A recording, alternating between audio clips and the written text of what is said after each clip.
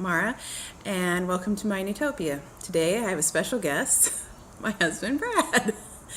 I was watching half of Heidi, another YouTuber, and she had interviewed with her husband, and I thought, that's a great idea. And we have different things maybe to talk about because we've already gone through surgery, and now I'm almost 7 weeks out. So we might have different things that you as a spouse or a support person might want answered or might have questions about or haven't thought about. I don't know. So first of all, a little bit about us. We've been together for 24 years, married for 20. We live in North Carolina, and we have 4 cats who you'll probably see roaming around in the background today. So Brad, how did you feel when I first said that I wanted weight loss surgery? I was a little surprised because you had said for years that you never wanted to have weight loss surgery. You thought it was too extreme. You had all these reasons why if you were going to lose weight, you would be able to do it on your own. Okay. That's all reasonable and all true. So how did you feel about, in the beginning, how did you feel about the actual, once we started doing some research, how did you feel about the actual surgery and all that sort of stuff, that aspect of it? I mean, before we actually got to the surgery part, did any of that worry you? Well, it's surgery. Of course, it worried me. And you don't generally do well with surgery, right? With lots of side effects. Right. But we'll go into that more later. But so how has me being morbidly obese affected you and our relationship? Well, it's made it harder. I mean, I was, when we first met 24 years ago, I was heavier than you were, and I lost a lot of weight, over 150 pounds, and you didn't lose any weight during that time, and so I was much more active and involved with stuff, and you didn't really seem to be interested in getting healthier and wanting to do that, and so it was a little frustrating. Okay. Like physically, did you have to do things that I couldn't do? Well, I've had to do that our whole relationship. There's always been things that you had back problems or knee problems or hip problems where you couldn't lift heavy things, couldn't move stuff, or you would and you would hurt yourself, and then I would have to do more work around the house for a long period of time. Okay. Some of our cats are playing. So, so this next question is, I'll lead into it with, right before I got my first appointment with the surgeon, I had just had surgery on my Achilles. So Brad had to go to a lot of the appointments, a lot more than he might have had to, because as I've mentioned before in other videos, or if you're new, it was the surgery, where I had to have the surgery was an hour away from our house, and at the time I had one Achilles surgery in November and the second one in the beginning of March, and I think my first appointment with the surgeon was like the second week or third week in March. I was still, I couldn't put any weight on my ankles. So anyway, so how was all of the before surgery tests for you? I'm not sure what you're meaning. Well, so you went to my first surgeon's appointment. You went to different testing that I had to do. I think you might have been there for the first nutritionist appointment and things. How was that for you? It was like going to any other doctor's appointments with you. I don't really, it wasn't anything other than normal. Okay, so it didn't really affect you in particular because you weren't the one getting the test done and going through all the... Right, it was just the time, sitting, waiting. Yeah, that's fine. It's just part of the whole processes. But I know that you did want to be more involved.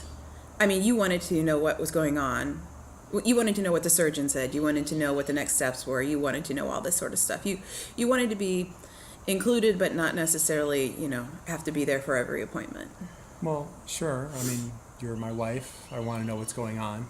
Okay. All right. So, what did you think about, or what was your reaction to first meeting with the surgeon? I don't know. I mean, he seemed like knowledgeable, but you went in there knowing exactly what procedure you wanted. You'd already read the different procedures, so before he even got a chance to finish introducing himself, you said sleeve gastrectomy. So that kind of, it was a much shorter appointment with the surgeon, I think, than other patients may have, because you knew which one you wanted and you weren't interested in any of the others. So he just talked about that, and I mean, we were only there about 15 or 20 minutes. Right. Yeah, I definitely know what I like and what I don't like. That went for surgery as well. So what was it like for you with the changes that I had to make to my diet and all the other stuff before surgery? I don't think there was any issues. I mean, we've been eating a paleo style diet for a couple of years to, if not to weight advantage, certainly to health advantage. And the small changes that we had to make, post for your pre and post surgery weren't substantial. Right. Well, you had already given up sugar like 3 years before I even started the process of surgery. I think the only thing that you might have had, I don't know, maybe an issue with or a harder time, or as far as I was concerned, was soda. Yeah. Because you still wanted to drink soda occasionally, and so did I, but I couldn't. And I know I said to you at one point, could you not drink soda around me? And you were like, well, if I want a soda, I'm going to get a soda. So. Right, and I think that's reasonable. I mean, there's, not to completely sabotage you. It's not like I was going to get a bunch of your favorite sweets and eat them in front of you, but I still have the right to, and anybody in the relationship would have the right to, if they enjoy something, they should be able to have it. And if the other person can't have it, then they just can't have it. I say it's no different than somebody who's got a gluten intolerance and the other person likes wheat. You can't if you've got the gluten intolerance, you can't eat it. It just is a fact of your life, and there's no reason to make the other person's life miserable, or give them grief, make it difficult, pick on them, whatever, because they have something that they like that you like but can no longer have. It just is what your life is. You just can't have it. Yeah, I mean, I think that was probably the hardest thing, was just the soda, because I was fine with giving up. We had already given up the rice and the pasta, and the sugar I had already given up months before surgery. But yeah, I do think the soda was the most difficult thing for me, because I like soda, and when my stomach gets sick, I want soda, and different things like that. And to be honest, if he had a soda and I wanted some, I would have a sip of it, and that would be fine, and I think that's still pretty much fine. Different doctors have different opinions about it, and does it expand your stomach? Does it make you crave sweets? Those are all different opinions, and honestly, I can't drink probably more than a quarter of a cup of soda before as I found out yesterday, my stomach got painful because of all the gas. So, okay. So before surgery, what did you do to prepare, if anything? I didn't do anything. I mean, I'm a reader, so I read all about the procedure and the nutrition and all that stuff, but I didn't do anything special to prepare for this surgery as compared to the other surgeries you've had. Right. I mean, the only thing I think that you might have done was that you made a hotel reservation in the town where we were going to be staying, and you took off work. I mean, you planned to take off work for, was it a week? 5 days, or? Yeah, it was a week. But my company allows me to telecommute, so I worked from the hospital room half days and stuff like that. Right. I don't think there were any preparations that we really had to make around the house. No. Because we the only thing we did was before surgery is, and part of it was we'd switched to a ketonic diet long before your surgery, is we cleaned out the pantry of anything and everything that could be considered, high carb. Right. Yeah. I mean, I think we were both really on board with that. I mean, we started the ketonic diet when we knew I was going to be having surgery. I was going through the process of getting prepared for surgery. So it was 2 months, about 2.5 months before the actual surgery, we started eating a higher fat, is it higher fat, medium amount of protein, and low to no carb diet? Yeah, it's generally, ketonic's generally considered more than 70% from fat, but up to 85%, less than 5% from carbs, and then the remainder from protein. So you can have between 10 and 25% of your caloric intake from protein. Right. So I know that we definitely went through all of our pantries and our freezers and our fridge and got rid of anything that was over, maybe like 4 grams of carb per serving. I mean, we might have even been tighter than that. It might have been 2 grams of carbs, because we were were really trying to stick to it. Basically, we got rid of anything processed, anything made in a factory that wasn't, a raw ingredient like olive oil, coconut oil, etc. Anything that was a combination of multiple things, crackers, chips, etc. We just, donated to the local food pantry. Right. Okay. So now we're going to move on to, or is there anything else about pre-surgery that you had wanted to talk about? No. Okay. So now we're going to move on to surgery day itself. As Brad's mentioned, I've had a number of surgeries, and this one was a little bit different for us because it was the first one where he couldn't be in the pre-op with me. So he was taken to the waiting room before they put the IV in, and all I had done was put on the outfit and then so I think that was kind of hard for it was a change for both of us, because up until now every surgery that I had which is something like 10 surgeries, he was there with me right until they wheeled me into the operating room. Right. So, okay. So what were you thinking, or how did you feel on actual surgery day? I was worried. I was upset. I was wishing that I could be there. The hospital where the surgery was being performed has a TV screen with a number that they give you, and that corresponds to you while you're there, and you can watch when the surgery is scheduled, when it starts, when it finishes. And so, I left you about 8:30, and I sat in the waiting room, and it wasn't until after 10:30 that I actually saw the update that you were in surgery. So I sat there for 2 hours knowing that you were just sitting somewhere else in the hospital for 2 hours, and we couldn't see each other, we couldn't talk to each other, and it was certainly a different experience. Yeah. And I think that I definitely had added to any anxiety that you had, since even walking into the hospital, I was like, I'm not sure I want to do this. I don't think I want to do this. Right. And so you knew that I was very reluctant or reticent to do it. And so I'm sure that made you think, well, she's going to be more stressed out than, the surgery. Because this was my first elective surgery. Every other surgery I've had on my knees and my ankles, on my gallbladder, on my face, my parotid gland, those were all surgeries that I had pain associated with. I had failures associated with, high fevers and various things. So for me this was a little harder, because I just was like, I'm not sure that this is the best option for me. So I was really stressed out as we were walking in. And you kept saying, we can get in the car right now, we can drive away, we can, and which I definitely appreciated.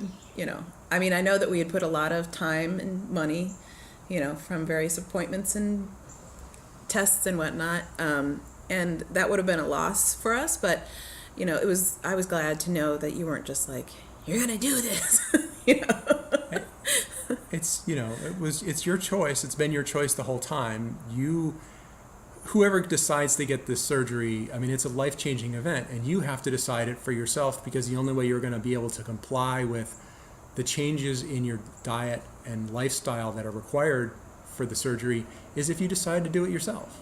I could not make her do the lifestyle changes. She has to make those decisions, and anybody having the surgery has to make those decisions for themselves, that they are willing to do this for the rest of their life to make the surgery a success. Because it's not, the weight loss surgery isn't really weight loss surgery, it's weight assistance or something. You getting the surgery will not ensure that you lose weight. It's a tool that helps you control other aspects of your life that maybe you're having difficulty control, like your appetite. That's all it does. It doesn't prevent you from overeating. It doesn't prevent you from eating the wrong foods. It doesn't do any of that. You're not guaranteed to lose weight. Mm-hmm. Yeah, I mean, most of us bariatric patients would love it if we came home from the hospital 7,500 pounds lighter, but that's just not the reality of it. Okay, so we just touched on this a little bit, so this might be a little. So what did you do while I was in surgery, and what would you recommend people bring with them to the waiting room? I had my computer. I was doing work. I'm an IT person. I was working remotely. I was reading various nutritional things, like I've been reading forever. Ever since I lost my weight, the majority of my weight, 15 years ago, I've been reading the latest and greatest on nutrition. And your surgery, these events in your life, in our life, helped me rekindle that interest. And so I was reading a lot more about current nutritional guidelines and stuff related to ketonic, high fat, low carb. So I was reading about that. I was reading about those kinds of things. But what I did is, bring whatever it is that helps you pass time. Really, mm-hmm. I had my laptop, I had my tablet, I read, I played some card games online. Whatever it is that you would want to do for about 2 or 3 hours when you're just sitting in a waiting room with a bunch of other people sitting in a waiting room. Yeah. So one of the things that I wanted to touch on here is that. So if you're in a hospital, if you're waiting in a hospital for a patient, they might have a cafeteria where you can get some food. But more than likely, and especially if you're in a surgical center, they're just going to have like vending machines, right? I mean, there were vending machines down the hall, I think, from where you were. So soda and crackers and junk food. So you might want to bring some snacks. Sure. I mean, depending upon the time of day and what your eating schedule is. I mean, plan for anything where you're going to be you're going to be locked up in a room for 2 to 3 hours, 3 to 4 hours. Yeah. Okay. So how was it talking to the surgeon post-op while I was still in recovery? Because I wasn't there. Our surgeon, like a lot of surgeons, he's not a people person. He's a cutter. So I talked to him for about 2 or 3 minutes out in the hall after your surgery. He said you were having nausea, which is common with gastric sleeve, and that everything went fine.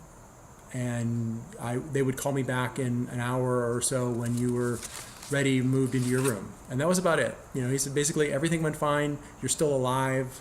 There were no complications. See you later. I'll see you when we see her for her follow-up. Did that reassure you at all? I mean, the being alive part, probably. Yeah. I mean, it didn't.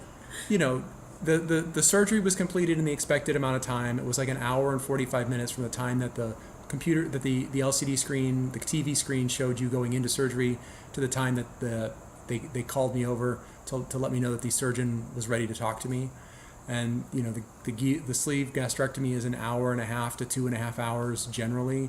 We knew you were going to have some additional complications because you previously had abdominal surgery and you had some adhesions, and that always complicates things. So it was within the time. If it had been 4 hours and they still hadn't come out, I probably would have been more concerned. But there's a known amount of time to do the surgery. It takes this amount of time. If they come out early, there's a problem. If they come out late, there's a problem. If they come out in the amount of time that you expect them to come out in, it's usually there's not a problem. Right. Okay. So then once you see me in my room, so it's been Like another hour and a half or 2 hours, maybe. I think I was, it was about 1:30. Your surgery was over about 11:30, 12 o'clock. And it was about 1:30 when I got up there. And again, they kept you in recovery longer because of your nausea. Right. So, yeah. So during my recovery, I woke up and immediately was sick. And then, so they had already given me a bunch of nausea medication before and during surgery because they knew that, as I told them, I always get sick. And so they gave me more nausea medication, which caused me to stop breathing quite often. So yeah, they kept me in recovery longer than probably they're used to, just to make sure that I was okay to go upstairs and be in a room. So physically laying in bed was that, I mean, you've probably seen me like this a lot because of all the other surgeries. Right. So, I mean, you were in a bed, unconscious, your eyes were taped, mainly unconscious. You're hooked up to IV pump, and it's nothing I haven't seen 4 or 5 times in the past. It's something I haven't been through, having had surgery myself. It is what it is. For those people who haven't had surgery, that's just what it is. You're going to be there. You're going to the anesthesia. Even if you don't have any reaction to the anesthesia, it's going to take several hours for the person to recover and be anything more than really sleepy. right. So while waiting around, while I slept on and off for hours after surgery, it must have been boring. What did you do? Same thing I was doing before. I was reading. I was doing work. I was said the room that we were in had a day bed kind of thing where I could sit down, lay down, have my laptop or my tablet and read. Anybody, again, bring stuff that you'll expect that you'll keep you entertained for several hours. Yeah. So there's usually a TV in the room, but if the person is sleeping, it's probably generally not a great idea to have the TV on unless they're the kind of person who can sleep through a TV. I'm a fairly light sleeper. So, I mean, I remember waking up or being semi-awake and, nurses coming in and talking to you, saying, well, she's still asleep and things like that. Yeah. Mainly just boring. Yeah. Nothing to do.